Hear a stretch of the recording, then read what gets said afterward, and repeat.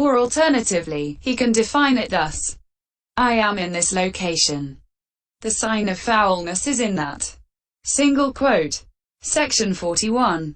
He should define it by its delimitation thus: this body is delimited below by the soles of the feet, above by the tips of the hair, all round by the skin.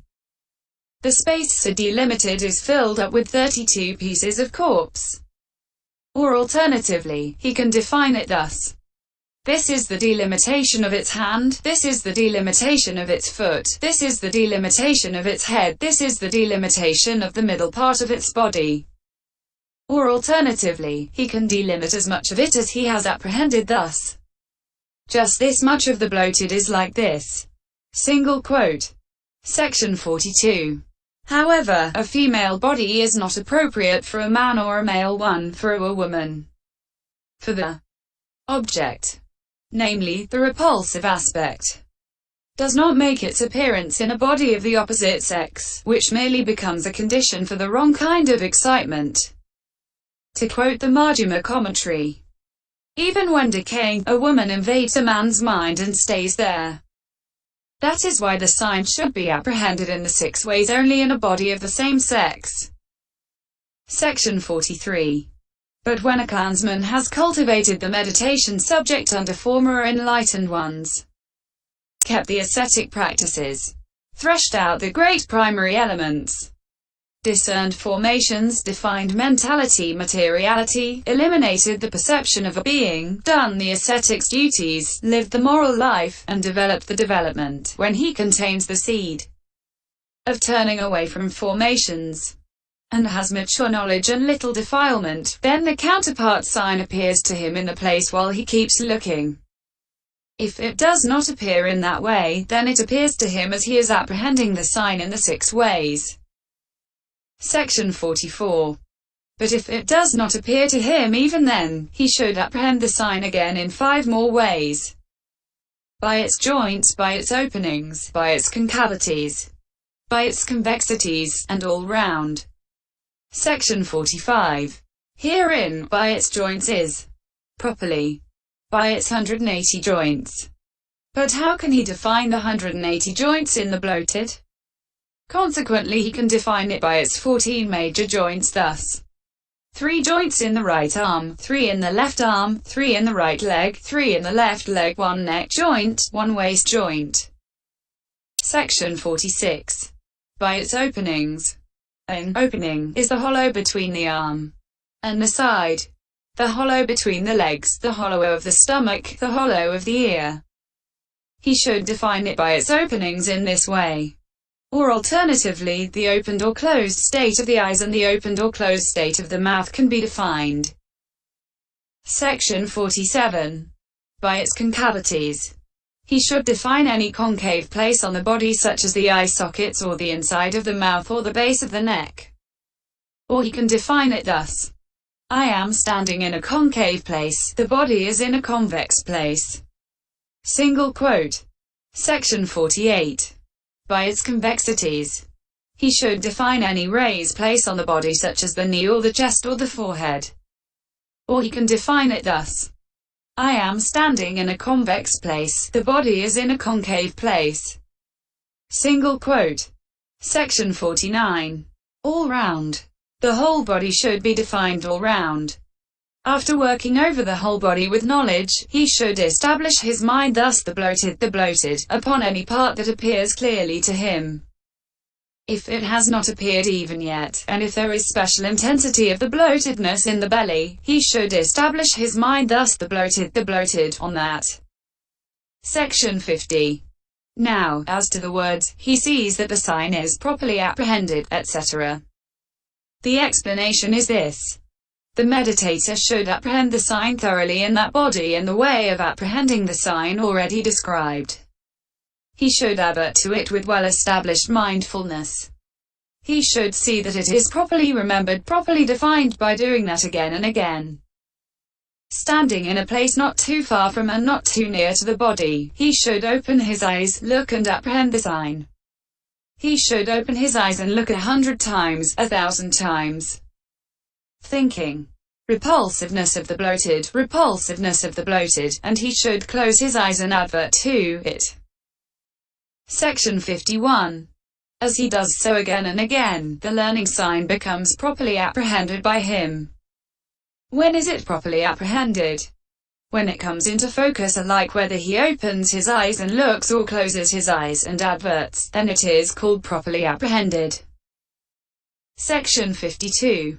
When he has thus properly apprehended the sign, properly remembered it, and properly defined it, then if he is unable to conclude his development on the spot, he can go to his own lodging, alone, in the same way as described of his coming, with no companion, keeping that same meditation subject in mind, with mindfulness well established, and with his mind not turned outwards owing to his faculties being turned inwards. Section 53. As he leaves the charnel ground, he should define the path he comes back by thus. The path by which one have left goes in an easterly direction, westerly, northerly, southerly direction, or it goes in an intermediate direction. Or, in this place it goes to the left, in this place to the right. And, in this place there is a stone, in this a termite mound, in this a tree, in this a bush, in this a creeper. Single quote. Section 54. When he has defined the path he has come back by, and when once back, he is walking up and down, he should see that his walk is oriented towards it too. The meaning is that he should walk up and down on a piece of ground that faces in the direction of the sign of foulness. And when he sits, he should prepare a seat oriented towards it too. Section 55.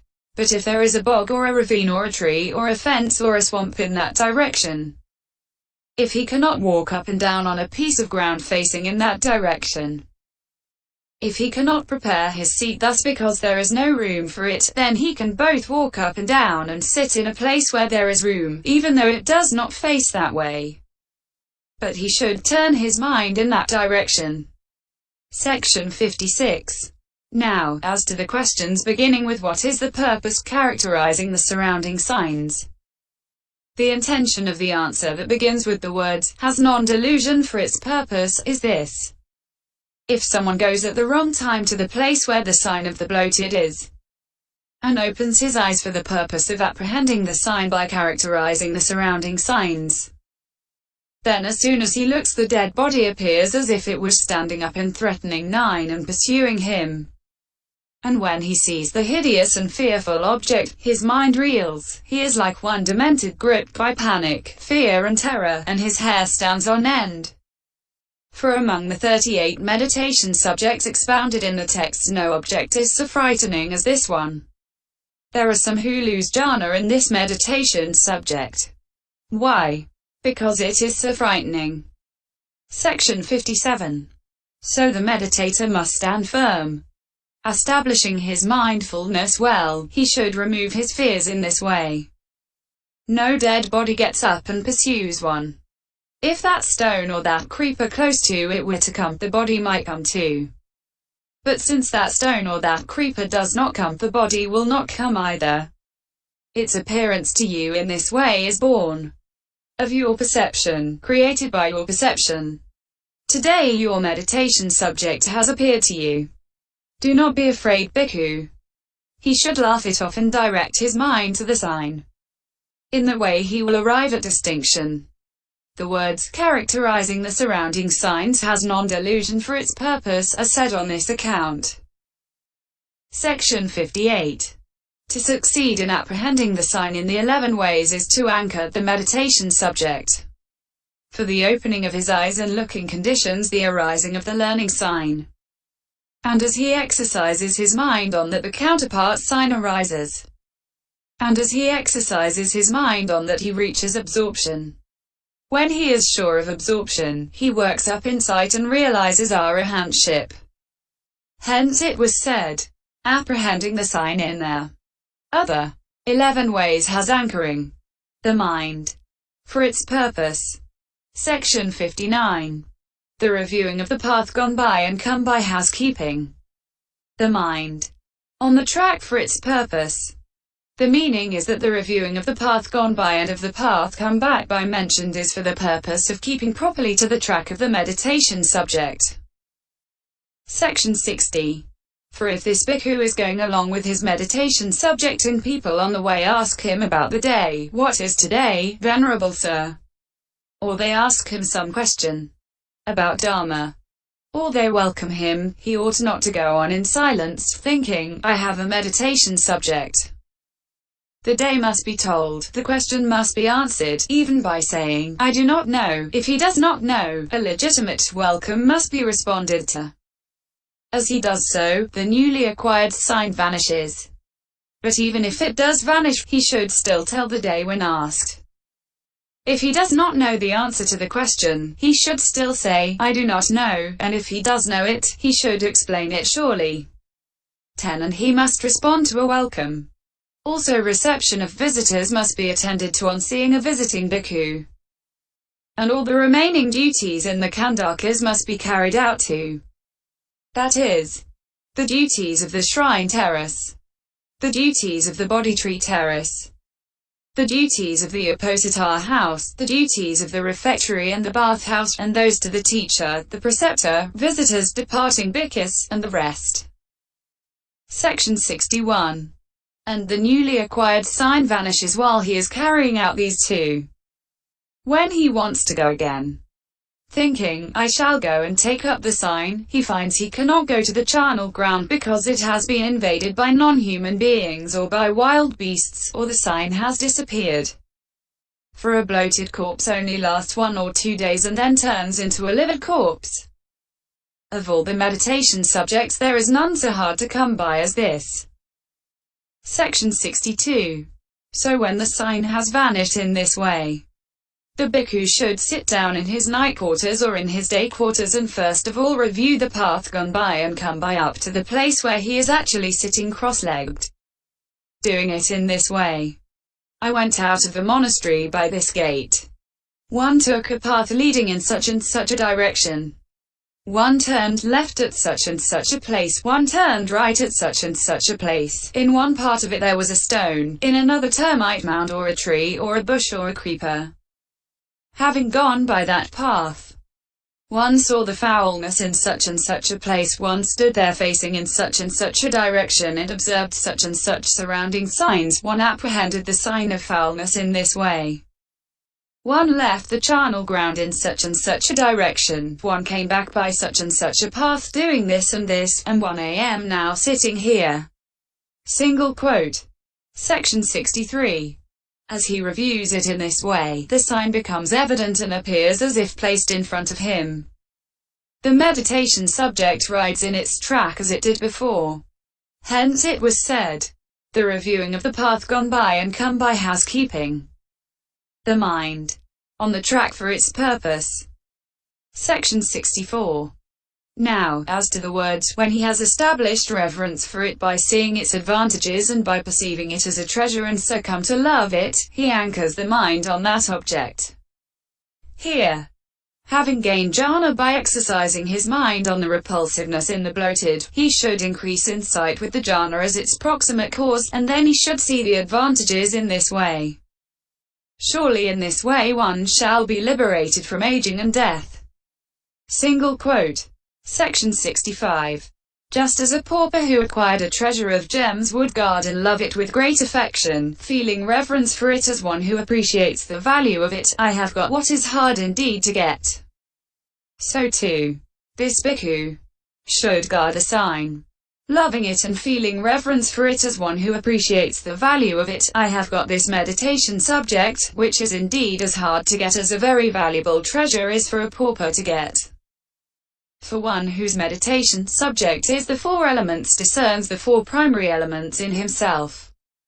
One whose meditation subject is breathing discerns the wind in his own nostrils. And one whose meditation subject is a Cassioa makes a Cassioa and develops it at his ease, so these other meditation subjects are easily got. But this one lasts only 1 or 2 days, after which it turns into a livid corpse. There is none harder to get than this one. In his night quarters and in his day quarters he should keep his mind anchored there, thus, repulsiveness of the bloated, repulsiveness of the bloated. And he should advert the sign, bring it to mind and strike at it with thought and applied thought over and over again. Section 66. As he does so, the counterpart sign arises. Here is the difference between the two signs. The learning sign appears as a hideous, dreadful and frightening sight. But the counterpart sign appears like a man with big limbs lying down after eating his fill. Section 67.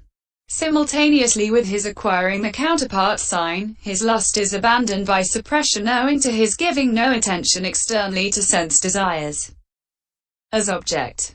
And owing to his abandoning of approval, ill will is abandoned too, as pus is with the abandoning of blood. Likewise stiffness and torpor are abandoned through exertion of energy, agitation and worry are abandoned through devotion to peaceful things that cause no remorse.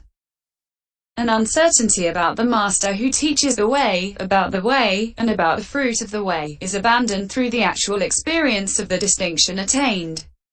So, the 5 hindrances are abandoned, and there are present applied thought with the characteristic of directing the mind onto that same sign, and sustained thought accomplishing the function of pressing on the sign, and happiness due to the acquisition of distinction, and tranquility due to the production of tranquility in one whose mind is happy, and bliss with that tranquility as its sign, and unification that has bliss as its sign due to the production of concentration in one whose mind is blissful. So the jhana factors become manifest. Section 68. Thus access, which is the obverse of the first jhana, is produced in him too at that same moment. All after that up to absorption in the first jhana and mastery in it should be understood as described under the earth kasya. Section 69. As regards the livid and the rest. The characterizing already described. Starting with the going in the way beginning, one who is learning the bloated sign of foulness goes alone with no companion. With unremitting mindfulness established, should all be understood with its exposition and intention, substituting for the word bloated the appropriate word in each case thus. One who is learning the livid sign of foulness, one who is learning the festering sign of foulness. But the differences are as follows. Opening square bracket. The livid. Section 70. The livid should be brought to mind as repulsiveness of the livid, repulsiveness of the livid. Here the learning sign appears blotchy colored, but the counterpart sign's appearance has the color which is most prevalent. Opening square bracket. The festering. Section 71. The festering should be brought to mind as repulsiveness of the festering, repulsiveness of the festering. Here the learning sign appears as though trickling, but the counterpart sign appears motionless and quiet. Opening square bracket. The cut-up. Section 72. The cut-up is found on a battlefield or in a robber's forest or on a charnel ground where kings have robbers cut up, or in the jungle in a place where men are torn up by lions and tigers. So, if when he goes there, it comes into focus at one averting although lying in different places, that is good. If not, then he should not touch it with his own hand, for by doing so he would become familiar with it. He should get a monastery attendant or one studying to become an ascetic or someone else to put it together in one place. If he cannot find anyone to do it, he should put it together with a walking stick or a staff in such a way that there is only a finger's breadth separating the parts. Having put it together thus, he should bring it to mind as repulsiveness of the cut-up, repulsiveness of the cut-up. Herein, the learning sign appears as though cut in the middle, but the counterpart sign appears whole.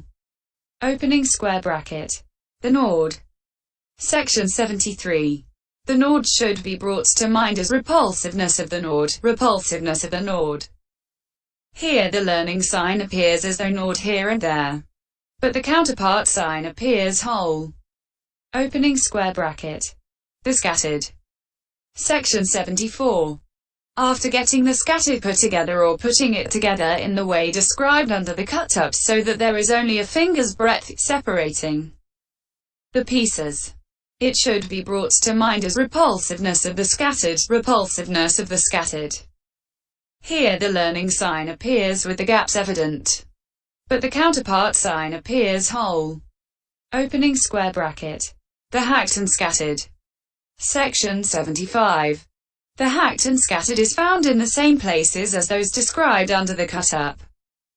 Therefore, after going there and getting it put together or putting it together in the way described under the cut-up so that there is only a finger's breadth separating the pieces, it should be brought to mind as repulsiveness of the hacked and scattered, repulsiveness of the hacked and scattered. Here, when the learning sign becomes evident, it does so with the fissures of the wounds, but the counterpart sign appears whole. The bleeding